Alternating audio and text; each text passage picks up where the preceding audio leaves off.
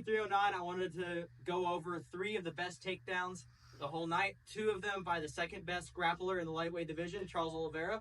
As you can see, I have my Timu version of him right next to me. And the third one by the biggest duck in the heavyweight division in the UFC, Jon Jones. These were great takedowns, just giving both of them some shit, but let's get right into it. So the first one is set up with a body jab. He does that to mask the level change a little bit, but Chandler still gets the underhook on the far side. This is like a head inside double. Jab, he shoots. Yep. Chandler still gets that underhook. He continues to drive all over the cage, but we don't have that option here. So Oliveira stands up, hikes the near side leg up to his side. You couldn't quite see the grip, but I like keeping it as close as possible. And in Sambo, I would grab my own Kirko right here. So from here, takes this high grip, steps in, and he's hooking and doing an Ojigari, pulling it backwards while he's pushing this shoulder over to this side. All right, so step in, hook, pull down to this like to the butt cheek of the leg that you have held up. That's kind of the direction you want to throw.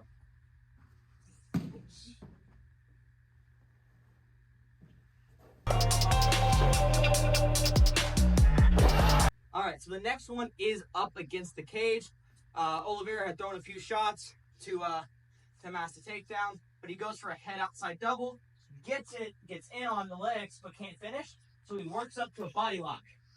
From here, he starts going for like a Kosoto Gake, hooking the leg, which forces Chandler to turn into the cage.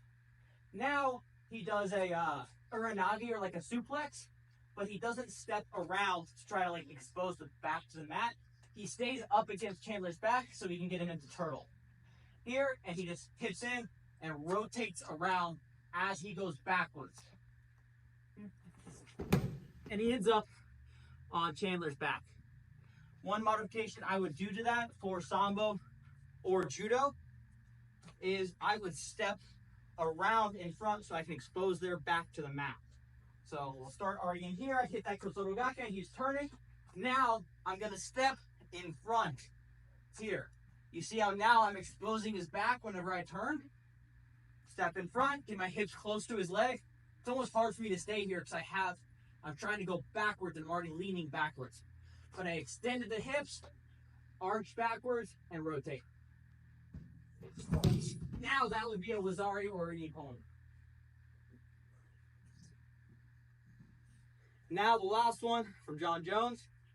Stipe is in orthodox, Jon Jones is in southpaw. Jon Jones angles off and throws this almost side kick to the knee.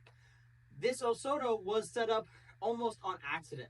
It wasn't a purposeful thing from Jon Jones. It was just something that happened and he capitalized on it. Here, he throws this side kick, boom, kind of misses. I didn't hit his knee on purpose because I don't want to hurt him. But he ends up clotheslining, grabbing the arm and stepping through with now the rear leg. Here, step through, and now he hits that Osoto.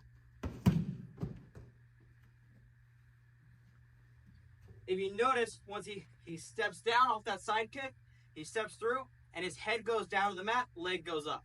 Step through, boom. And he finishes. It's actually a really good Osoto from Jon Jones. Pretty much textbook for that situation. So, hope you enjoyed the video, guys.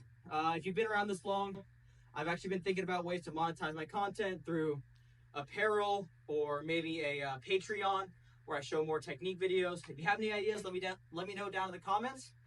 Also, if you think Jon Jones should fight Aspinall, let me know, and you'll have a good day. Ready? 1, 2.